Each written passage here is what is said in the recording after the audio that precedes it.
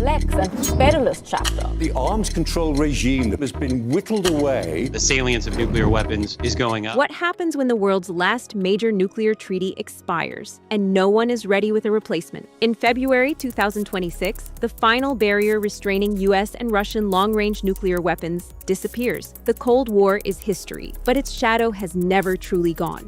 Russia may have lost its empire, yet it remains a central rival to the United States, and a new era of strategic competition is accelerating. Talks on a replacement for the START treaty have gone nowhere, and a deal will not be ready in time. START limits each country to 1,550 deployed long-range warheads and 700 launchers, but both nations still possess over 5,000 warheads when tactical weapons are counted. And then came the spark. President Trump is now talking about the U.S. resuming nuclear weapons testing to match Russia and China. We have more nuclear weapons than anybody. We don't do testing. You know, we've halted it many years ago. But with others doing testing, I think it's appropriate that we do also. Donald Trump's November 2025 call to resume U.S. nuclear testing, a signal that the gloves may be coming off. China's rapid nuclear expansion is adding fuel to the fire. With 600 warheads today and on track to exceed 1,000 by 2030, Beijing's rise is transforming global nuclear politics. From 2026 onward, middle powers may face a brutal calculation: go nuclear or be left behind. The world could be entering the most dangerous arms race since the dawn of the atomic age. For the first time in decades, a superpower is openly questioning whether running an empire is worth the bill. And President Trump laying out his national security goals in a new memo that puts new focus on the Western Hemisphere. Focused on America and America first. You start with your own hemisphere where we live. America first should mean America first and only Americans first. When Donald Trump returned to the White House in 2025, he laid out a blunt principle: if America doesn't profit, America doesn't act. His transactional foreign policy secured minerals and access agreements across the world, but it's a fragile foundation for long-term supremacy. Meanwhile, U.S. debt is exploding, and a powerful movement calling for withdrawal from global commitments is gaining momentum. The divide between America's elite and its public is widening with every foreign intervention. After Iraq, Afghanistan, sanctions on ICC judges, and repeated violations of international norms, U.S. soft power has eroded to its lowest point in decades. Across the world, America is increasingly viewed not as stabilizer, but as disruptor. Inside the U.S., many citizens feel the empire delivers nothing for them. 2026 begs the question: has the American empire reached the point where its costs finally outweigh its power? Europe heads into 2026 with one terrifying question: how do you prepare for war when you can barely afford peace? Europe is waking up to a new need to defend itself since Russia invaded Ukraine.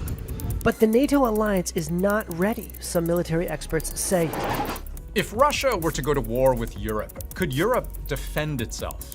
The continent faces a perfect storm: rising defense spending, dependence on U.S. protection, stagnant economies, and a creeping sense that conflict with Russia may no longer be unthinkable. The problem is brutal. Europe cannot achieve all these goals at once. Most EU states lack the budgets, industry, or political support to make it happen. NATO's Mark Rutte has even floated deep cuts to welfare, education, and healthcare to pay for rearmament, a move almost guaranteed to ignite public fury in a region already battered by years of austerity. At the same time, European states are quietly reintroducing military conscription, repackaged as national service. France, Belgium, the Netherlands, and Germany are preparing their versions, but no one has explained how any of this will actually be funded. Meanwhile, Eurosceptic parties are rising across the continent. Since one member left the Union in 2021, the question haunting Brussels is whether the EU is losing its authority and its purpose. 2026 forces Europe to confront a stark choice. Are its leaders willing to make the sacrifices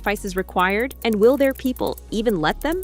For Beijing, Taiwan is unfinished business, and 2026 may be the year China runs out of patience. Reunification has been a core mission of the Chinese Communist Party since 1949. To the CCP, Taiwan is the final obstacle to proving it is the sole legitimate ruler of all China. But Taiwan today is the Israel of the Far East, a fortified outpost for U.S. influence, heavily armed and strategically essential. China has tried pressure, diplomacy, coercion. None of it has worked. Taiwan's population is now more anti-Beijing than ever. That leaves one option: force, and it is the riskiest path China could take in the modern era. An invasion would require crossing the Taiwan Strait, landing on an island of 24 million billion people, and preparing for likely confrontation with the United States. If China acts in 2026, it will have one shot: one, to reshape Asia's future. Failure would be catastrophic. If China succeeds, this will mark her arrival as a true global great power and signal a new epoch in the 21st century.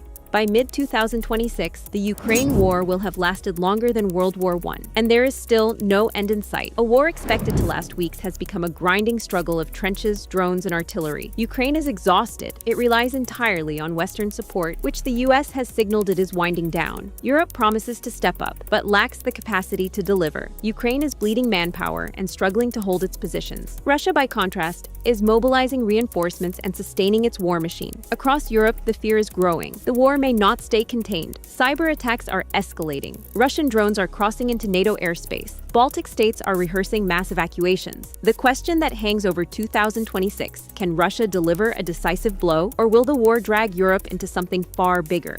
When a government warns it may need to evacuate its capital city because it cannot provide water, the crisis has already begun. In November 2025, Iran's president issued a chilling statement about Tehran's water shortage. It exposed a truth long known inside the country: Iran is running out of time. 8 years of worsening drought, economic collapse, sanctions, war fatigue, and an imploding energy sector have pushed the regime to the brink. Decades of poor management, lack of foresight, building more dams, digging deeper wells, transferring water from one basin to another, thinking that by increasing supply you can address the water availability and water shortage issue, not thinking that you also need to cap water consumption. Protests now erupt regularly across major cities. The clerical establishment, in power for over 4 decades, faces a population that has lost trust entirely. Regionally, Iran is under pressure too, at war with Israel, watching its proxies falter, and struggling to hold its influence. Domestic failure is now merging with regional overreach, and the regime may not survive both at once. 2026 will likely be crunchier for the clerical regime.